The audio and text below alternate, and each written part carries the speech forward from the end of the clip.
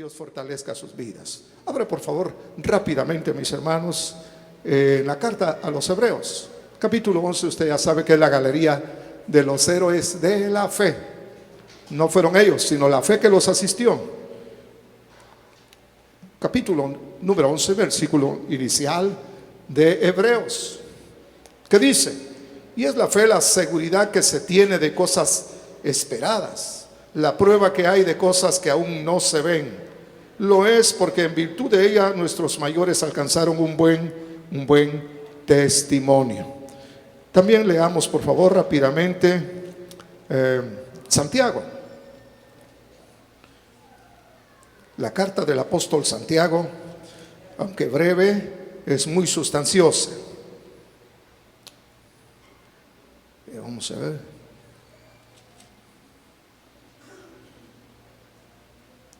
Bueno, habla de la fe. Me voy a tardar en buscarlo. Habla, hermanos, acerca de algo que quiero comunicarle a usted. La fe es una demostración. No es, hermanos, una declaración. Hay muchos que declaran y declaran cosas y cosas, pero la fe no es declaración. Tal vez más adelante se puede declarar con toda seguridad, pero comienza siendo una demostración. Es decir, el que pretenda tener fe debe demostrarla. Esto es como el efecto demostración. Para colocar un producto con toda seguridad hay que hacer la demostración de las virtudes del tal producto. La fe, hermanos, es lo que nos categoriza como hijos de Dios, agradables. Es sinónimo de fidelidad. Fidelidad y fe es lo mismo. Somos fieles cuando le creemos al Señor y somos lo contrario cuando dejamos de creerle. Es tan importante que por ella tenemos una galería de héroes que, sin ser mejor que nosotros, pudieron avanzar y alcanzar misericordia y la ayuda maravillosa del Señor. Alcanzaron el bien que se proponían hacer, recibir. Todo porque tuvieron fe. Pero la fe no es una temeridad. Que yo declaro. Esa es una temeridad. Ahora, ¿de dónde viene la fe? La fe viene, primero, es un regalo que el Señor nos da de manera primaria para que podamos creer a su palabra. Que su palabra, hermanos, choca contra el raciocinio que nosotros muchas veces implementamos. Nadie por su razonamiento va a poder creer al mensaje del Evangelio de nuestro Señor, porque son dos idiomas diferentes.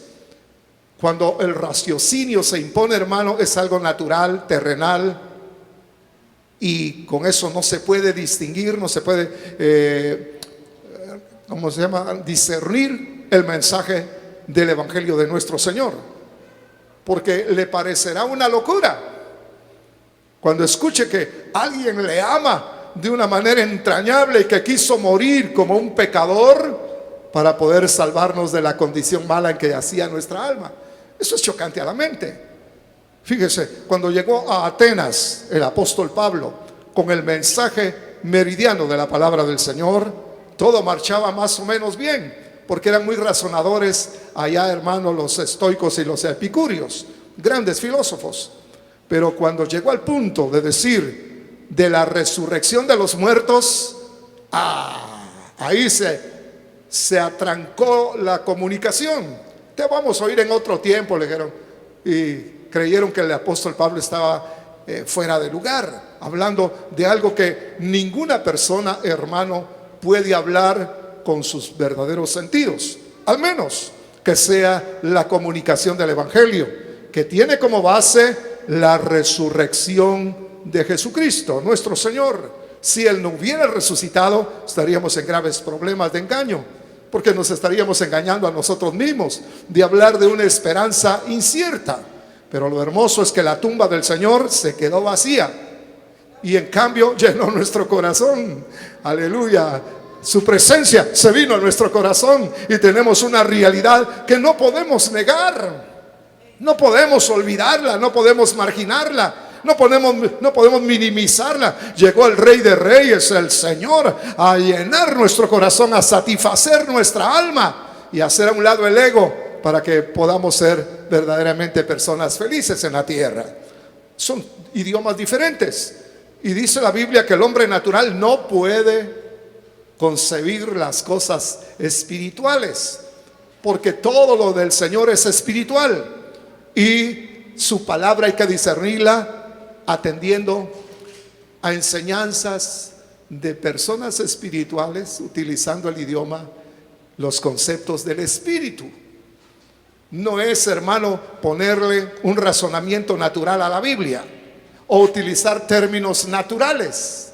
No es posible, porque se debe poner, hermano, por gente de probidad en el Señor, poner los conceptos correctos, que son, hermano, los conceptos del Espíritu. Pongamos un ejemplo de esta misma fe.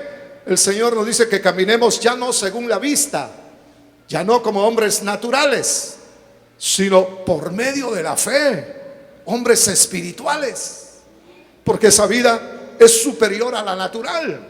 No es, hermano, una contradicción al razonamiento. Es que el razonamiento no alcanza. Es, hermano, una implementación muy pequeña y no alcanza a discernir las maravillas de Dios. Si yo le dijera a usted, el Señor lo ama a usted como no se imagina todavía, entrañablemente, ni su mamá lo amó tanto como el Señor a usted, ni la esposita que tiene jamás lo ha amado como el Señor lo ama. No habrá ser humano en la tierra que lo pueda amar como Jesús lo ama. Usted dirá, es retórica, eso es algo religioso, nada más. Algunos dicen, puede seguir soñando, caballero, le dicen a uno. Pero no, mi hermano, es que son términos sobrenaturales, son espirituales. Ni Pedro comprendió cuando el Señor le dijo, preguntándole, Simón, hijo de Jonás, ágape. ¿Sabe qué le está diciendo? ¿Me amas con el amor exclusivo de Dios como yo te amo a ti más que a todos? Es tan bueno el Señor como Padre que a todos nos dice que nos ama como a nadie más. Si usted oyera cómo Dios le ama, le diría, te amo como a nadie más. Pero así le dice también a los demás. Es maravilloso nuestro Dios. Entonces se necesita fe para discernir lo que la Biblia enseña. Es un libro de fe. Si uno no tiene fe, hermano, no va a concebir nada de lo que dice la Escritura. Por la fe nos acreditan como personas sabias que podemos atender a la palabra del Señor, que es espiritual, que es sobrenatural. Nadie trate de discernir la Biblia, hermanos, con su mentalidad tan solo. Fíjense que para entender la palabra del Señor hay que llenar un prerequisito y utilizar reglas de interpretación sobrenaturales espirituales. Lo primero, el prerequisito es todo aquel que quiera de verdad hacer la voluntad de Dios, a este se le concederá conocer la doctrina. Cuando se habla escatológicamente, es decir, el tratado de las cosas futuristas, todos resbalan y uno siente pena, porque cosas que están muy claras en la Biblia, como esta, el Señor viene furtivamente como un ladrón en la noche para buscar a los que están velando. Y eso se llama faneros. Es una previa. Y se necesita, hermanos, estar en sintonía con el Espíritu Santo para que podamos nosotros reconocer al Señor. Y eso ya sería parusía, donde llegó el Señor, su presencia está con nosotros y tenemos, hermano, la habilidad de reconocerlo como el Señor Jesús, el que murió por nosotros. Dice que eso no es natural, nada natural. La gente se circunscribe a decir que viene el sonido de una trompeta y todos se van para arriba. Nada de eso es cierto. La Biblia no acredita semejante cosa. Lo que sí dice el Señor es de que viene velado y hay que reconocerlo tal y como es Él, no como lo describe el hombre. No como la religiosidad, hermano, ha conceptualizado al Señor. No, nada de eso. Dice la Biblia, primera de Juan capítulo número 3, mirad de qué país nos ha amado, es decir, fuera de la tierra, de qué país nos ha amado el Padre, para que hoy seamos llamados hijos. Entiéndase, de su pura esencia, de su pura naturaleza. Hijos, ¿qué se entiende? No allegados, no favorecidos, hijos. Para que hoy seamos llamados hijos de Dios. Y esto es lo que somos. Por eso es que el mundo no nos conoce. Si a mí me dieron de haber dado las llaves de la ciudad, hermano, y no me dieron nada, yo pude haber dicho, he llegado, ¿ah? Pero nadie me paró bola, porque no es el tiempo. Como dicen en mi tierra, espérese tantito, va a ver lo que va a pasar. Hoy nadie nos conoce, porque no lo conocieron a Él.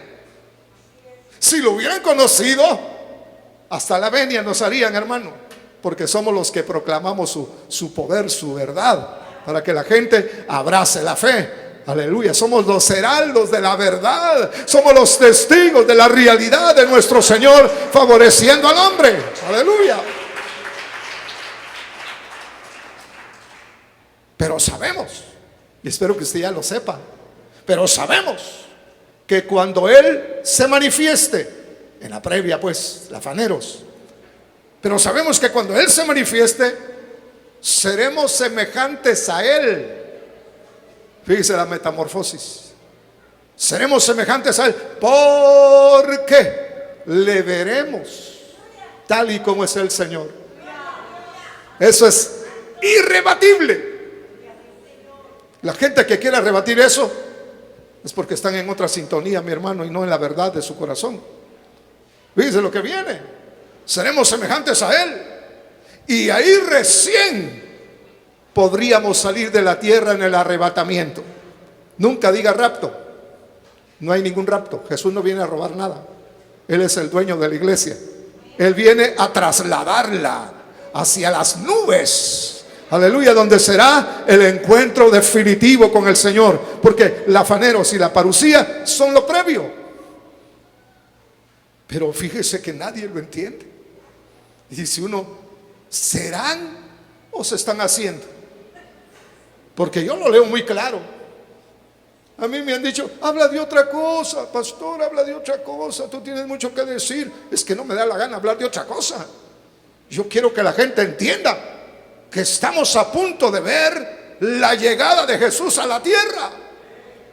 Y hay que ponerse listo, porque el que no esté, hermano, en la paz del Señor, el que no esté, mi hermano, en la santidad del Señor, será obviado, será pasado por alto. No sabrá que el Señor habrá llegado ya. Aleluya. ¿Cómo dice la Biblia? Porque los hombres dicen un montón de cosas, pero ¿cómo dice la Biblia? Que eso es lo único que nos debe importar. ¿Cómo dice la Escritura? Seguid la paz con todos y la santidad, no la santurronería, no, hermano, el legalismo, sino la santidad. ¿Qué es santidad? Sentirse y experimentarse apartado solo para Dios. Ya no vivo yo, es Cristo el que vive en mí. Esto es santidad. Lo demás es añadidura de los hombres, son interpretaciones humanas que no van ni nos vienen tampoco a nosotros. Aleluya. Entonces fíjese lo que hay y note que lo primordial es ver al Señor. Ver al Señor es lo principal. Fíjese cómo dice, seguid la paz con todos y la santidad, sin la cual nadie, no importa que sea de la iglesia de Cristo Shekinah, y no importa que sea el pastor inclusive, si no se llena este requisito, nada que ver.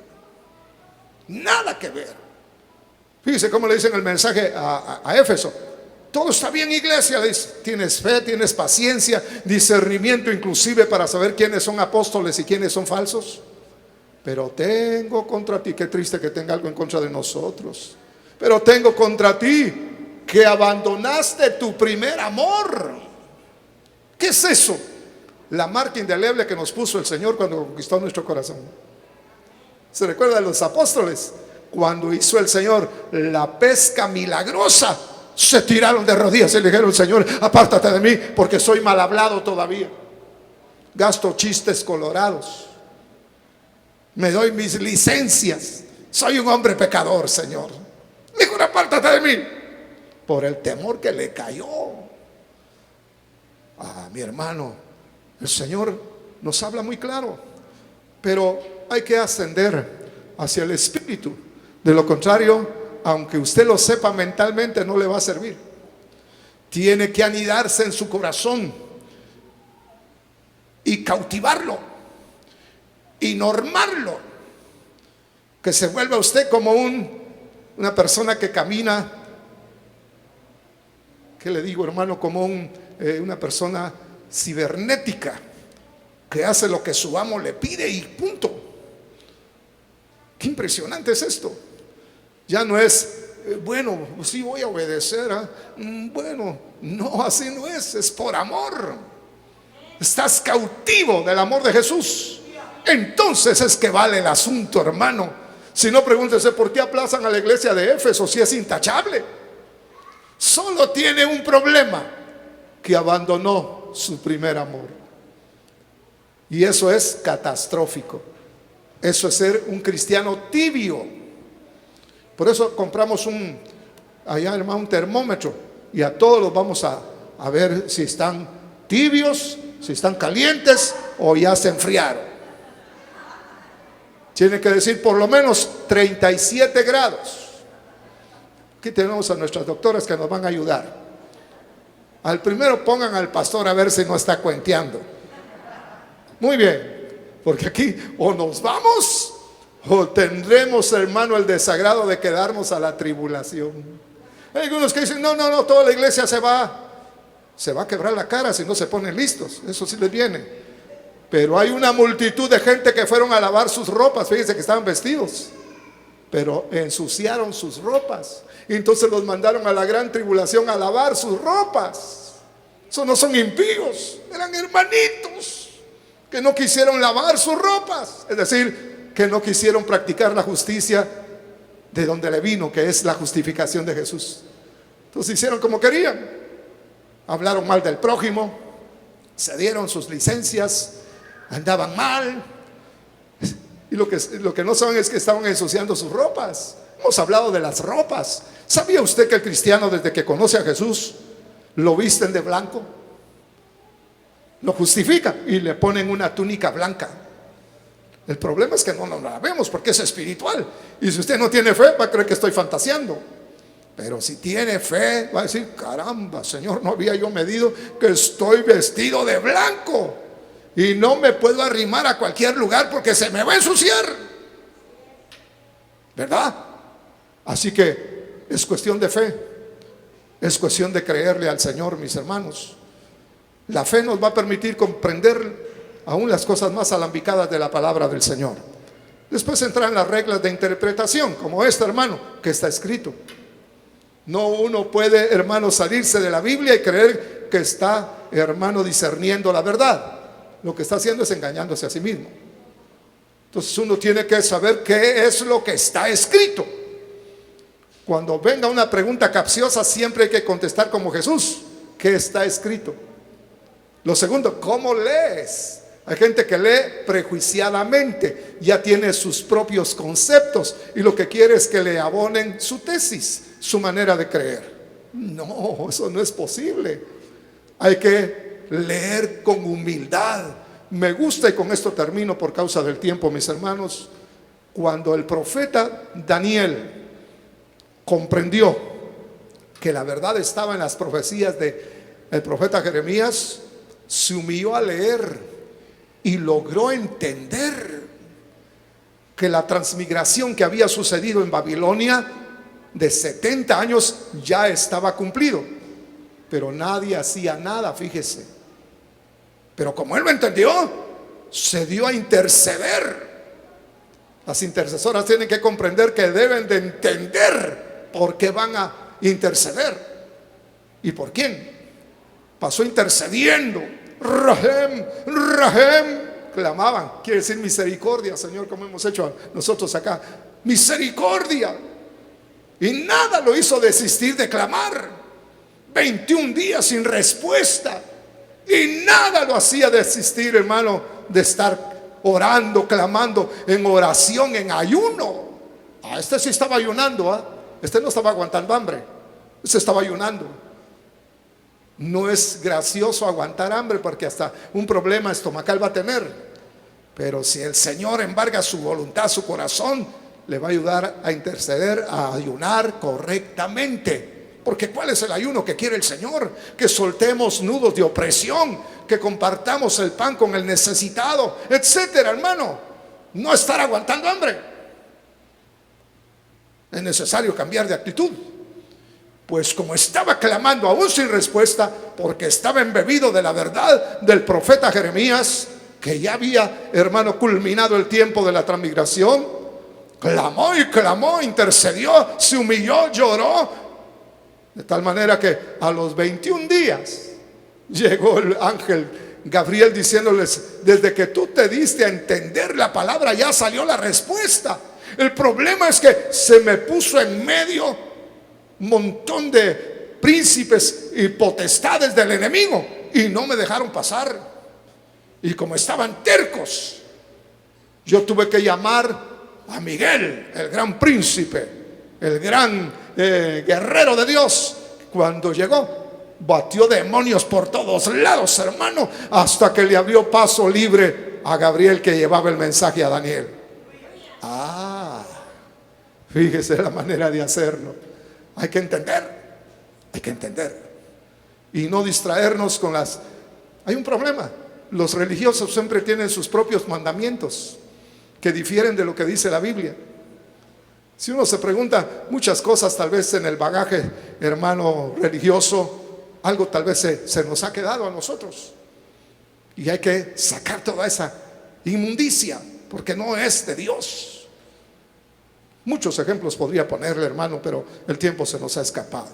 Pero qué bueno es que nosotros, hermano, tengamos estas reglas de interpretación bíblica, lo que está escrito, y tener una buena actitud para entender y hacer entonces la voluntad de nuestro Dios. Muy bien, póngase de pie, por favor, mi hermano.